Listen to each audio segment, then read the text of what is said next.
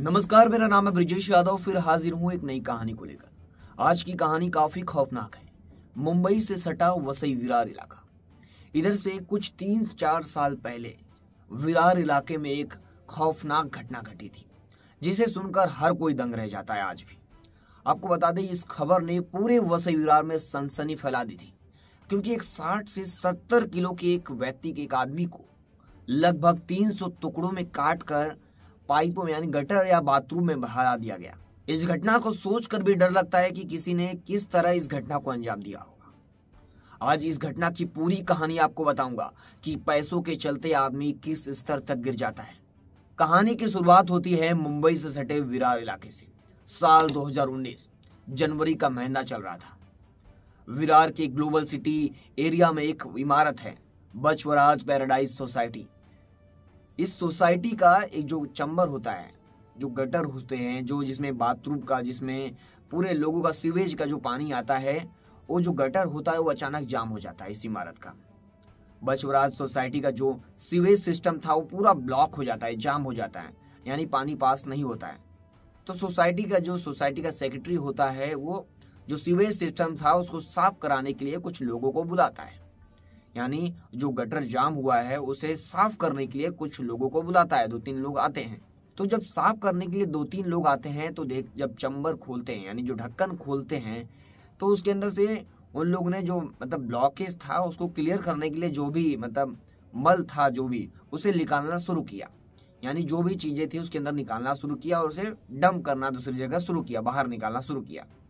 तो उसी समय उन लोगों को एक मानव शरीर के कुछ टुकड़े मिले, यानी इंसानी शरीर के कुछ टुकड़े मिले, जैसे कि उंगली मिली और पानियों में तैरते हुए कई इंसानी पार्ट्स मिले।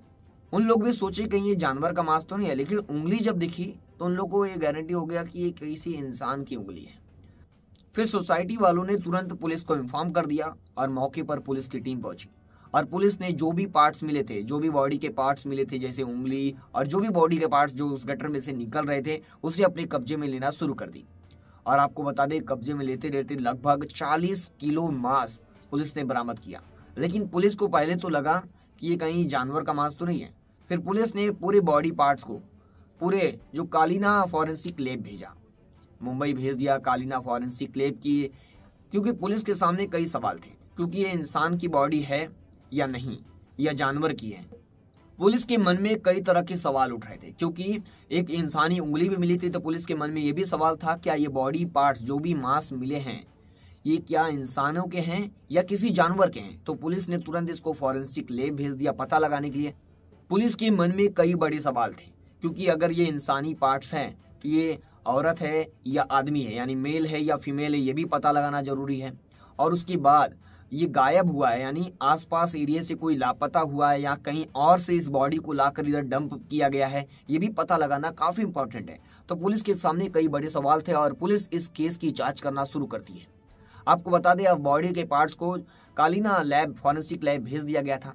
और वहाँ के जो सोसाइटी में मीडिया ने जब उन लोगों से बात किया, यानी आजू बाजू सोसाइटी वालों से जब बात किया, तो सोसाइटी वालों ने बताया कि कई दिनों से, लगभग 10 दिनों से काफी बास आ रहा था, यानी दुर्गंध आ रही थी। तो हमें लगा कि कोई जानवर मरा होगा, इसकी वजह से दुर्गंध आ रही है। सोसाइटी वालों ने इग्नोर किया। लेकिन जब उन्होंने देखा, सोसाइटी वालों ने, कि इंसानी पार्ट्स मिले हैं, यानी इंसानी बॉडी पार्ट्स मिले हैं, तो वो लोग भी दंग और हैरान रह जाते हैं। फिर पुलिस इस केस में जांच करती है और पुलिस पहला कदम उठाती है कि विरार इलाके से कितने लोग लापता हुए हैं, यानी किसी की मिसिंग कंप्लेन दर्ज हुई है क्या 1-2 हफ्ते के अंदर। तो पुलिस को एक नाम सामने आता है। वो नाम होता है गणेश कालूदकर। गणेश कालूदकर का एक मिसिंग कंप्लेन दर्ज हुई रहती है, क्योंकि गणेश कालूदकर हाल ही समय में गायब हुए थे, यानी लापता हुए थे। तो पुलिस को कहीं ना कहीं शक होता है और पुलिस ये भी चेक करती है कि सोसाइटी में, यानी जो सोसाइटी का सीवेज सिस्टम है, ये 2 हफ्तों में कैमरा, आजू बाजू का सीसीटीवी फुटेज भी चेक करती है कि कोई आया गया है क्या इस इमारत में। तो गणेश कालूदकर के परिवार वालों ने मिसिंग कंप्लेन भी दर्ज कराया था। तो पुलिस ने गणेश कालूदकर से इस केस को जोड़कर जांच शुरू करती है। तो पुलिस को पता चलता है कि गणेश कालूदकर इस बिल्डिंग में, यानी बसवराज पैराडाइज इमारत में आया था 16 जनवरी के दिन। फिर 16 जनवरी के दिन बसवराज पैराडाइज सोसाइटी में गणेश कालूदकर किसके घर आया था, ये बड़ा सवाल था। तो पुलिस ने इसमें 42 साल के पिंटू शर्मा को हिरासत में लिया और ये भागकर यानी विरार से भागकर मुंबई के सांताक्रूज इलाके से पुलिस ने इसे गिरफ्तार किया, पिंटू शर्मा को।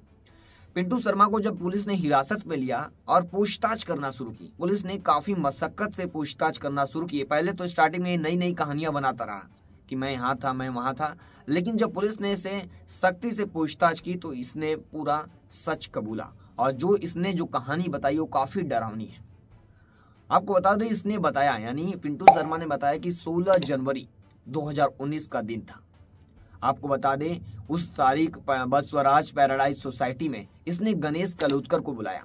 आपको बता दें, गणेश कलुतकर एक प्रिंटिंग प्रेस में इसका व्यवसाय है, उसमें काम करता है। और जो पिंटू शर्मा है ये शेयर मार्केट में इन्वेस्टर है, ये पैसा इन्वेस्ट करता है शेयर मार्केट में। और ये दोनों की अच्छी खासी दोस्ती भी है, पिंटू शर्मा की और गणेश कलुतकर की। ये दोनों काफी अच्छे दोस्त हैं। गणेश कलुतकर ने पिंटू शर्मा से कुछ उधार पैसे लिए थे, 1 लाख रुपए, क्योंकि पिंटू शर्मा हाल ही में अपनी शादी करने वाला था तो इसे खर्चे काफी थे। तो इसने उधार पैसे लिए थे अपने दोस्त पिंटू शर्मा से 1 लाख रुपए और शादी के बाद चुकाने का वादा किया था। फिर पिंटू शर्मा कुछ महीनों बाद अपना पैसा मांगना शुरू करता है तो गणेश कलुतकर धीरे धीरे लगभग 40,000 रुपए पिंटू शर्मा को दे दिया। लेकिन फिर पिंटू शर्मा फिर दबाव बनाने लगा कि मुझे पैसे चाहिए, लेकिन गणेश कलुतकर बोला कि कुछ समय और लगेगा। तो गणेश कलुतकर काफी गुस्से में था, दोनों की इसी पैसे को लेकर बीच में झड़प भी होती थी, झगड़ा भी होता था। फिर पिंटू शर्मा जब भी पैसे मांगता था तो गणेश कलुतकर बोलता था कि भी मिल जाएगा या थोड़ा और टाइम लगेगा। इससे पिंटू शर्मा काफी गुस्से में रहता था और ये दोनों के बीच काफी झगड़ा होता था। तो फिर पिंटू शर्मा ने क्या किया, 16 जनवरी 2019 को बसवराज पैराडाइज इमारत है सोसाइटी में बुलाया गणेश कलुतकर को अपने फ्लैट में, फ्लैट नंबर 602 में। हाँ, फ्लैट नंबर 602 में उसने अपने दोस्त गणेश कलुतकर को बुलाया। फिर गणेश कलुतकर को बुलाने के बाद इन दोनों के बीच पैसों को लेकर फिर हाथापाई हुई, झगड़ा हुआ। फिर इसी झगड़े में गणेश कलुतकर की मौत हो जाती है, यानी गणेश कलुतकर गिरता है और किसी चीज से या टेबल से टकरा कर लगता है उसको और उसकी मौत हो जाती है। ये पिंटू शर्मा बताता है। फिर पिंटू शर्मा उस बॉडी का क्या करता, क्योंकि गणेश कलुतकर मर चुका था, उसकी मृत्यु हो चुकी थी। तो फिर पिंटू शर्मा काफी घबरा जाता है और सोचता है कि इस बॉडी को मैं ठिकाने कैसे लगाऊं। तो ये सोचता है कि बाहर जाऊंगा मुझे पुलिस गिरफ्तार कर लेगी। और पिंटू शर्मा काफी पढ़ा लिखा था, इसे काफी नॉलेज था साइंस का। तो इसने क्या किया, बॉडी को ठिकाने लगाने की सोच लिया। तो इसने पूरी बॉडी को काटा, पहले बॉडी को काट कर इसने बाल्टीज में भरा, जो भी इसके फ्लैट में बाल्टी थी उसके अंदर भरा। 602 फ्लैट नंबर में 3 दिन तक इसने ब्लेड से बॉडी को काटता रहा। यानी इसने मार्केट से जाकर 3 भारी चाकू और ब्लेड्स खरीद के लाए और इस बॉडी को गणेश कलुतकर लगभग 60-70 किलो का आदमी को इसने पूरी तरह काट दिया। पूरी तरह काटने के बाद पूरे बाल्टी में भर दिया और बाल्टी में भरने के बाद ये हड्डी से मांस को अलग करता था। आपको बता दें, ये हड्डी और मांस अलग अलग करके मांस को इसने जो है बाथरूम में बहवा दिया पूरा, यानी पूरी उंगली बॉडी को लगभग धीरे धीरे छोटे छोटे टुकड़ों में काट कर इसने बाथरूम में फ्लैश कर दिया, पूरा बहवा दिया। उसके बाद इसने क्या किया, हड्डी के टुकड़ों को तोड़ कर थैली में भरता था, पॉलीथीन में भर कर रखता था और ये जाता था, लोकल ट्रेन पकड़ता था। विरार से चर्चगेट वाली लोकल ट्रेन पकड़कर भाईंदर खाड़ी में इस हड्डी को फेंकता था। सोचिए, लगभग 3-4 दिनों तक इसने गणेश कलुतकर की बॉडी को ठिकाने लगाया। लगभग रोज आता था, ये गणेश की जो बॉडी का जो टुकड़े हैं उसके हड्डी और मांस को अलग करता था बकायदा अलग करने के बाद हड्डी और मांस को अलग करता था। मांस जो है उसे बाथरूम में और नाली में फ्लैश करता था, बहा देता था। उसके बाद हड्डी को जमा करके विरार से लोकल ट्रेन पकड़ता था और उसे फिर भाईंदर गाड़ी में फेंकता था। इसका रोज का था ये। लगभग 3-4 दिनों तक गणेश कलुतकर की बॉडी को इसने ठिकाने लगाया। सोचिए कितना खौफनाक केस है ये। और आपको बता दें, ये जो हाल ही में मीरा रोड वाला केस है, इससे भी खौफनाक केस है। लगभग इसने पूरी बॉडी को छोटे छोटे टुकड़ों में काट दिया। लगभग 300 से 400 टुकड़ों में इसने बॉडी को काटा। अनगिनत टुकड़े हैं, 300 तो ये अनुमानित टुकड़े हैं कि 300 में काटा होगा ये। फिर पुलिस ने उसके कहने पर उस फ्लैट में जाई, यानी 602 फ्लैट में गई। वहां पर जितने सामान थे उसे भी फॉरेंसिक लैब में भेज दिया, क्योंकि पुलिस को सबूत इकट्ठा करने थे। तो जो भी बाल्टी में इसने मांस को भरा था, यानी इंसानी मांस को टुकड़े को भरा था, उस बॉडी को, थैली को, और जिस चाकू से, जिस ब्लेड से इसने बॉडी को काटा था, उसे भी अपने कब्जे में पुलिस ने ले लिया सबूत के तौर पर। और इसके आजू बाजू जितने पॉलीथीन थे, कपड़े थे, जो खून था, उसे भी पुलिस ने लगभग जो खून के जो ब्लड के सैंपल्स थे, जो खून के छिट्टे थे, उसे भी पुलिस ने कलेक्ट किया। पुलिस ने काफी पूरे सामान जब्त करके फॉरेंसिक लैब में भेज दिया फॉरेंसिक टीम ने।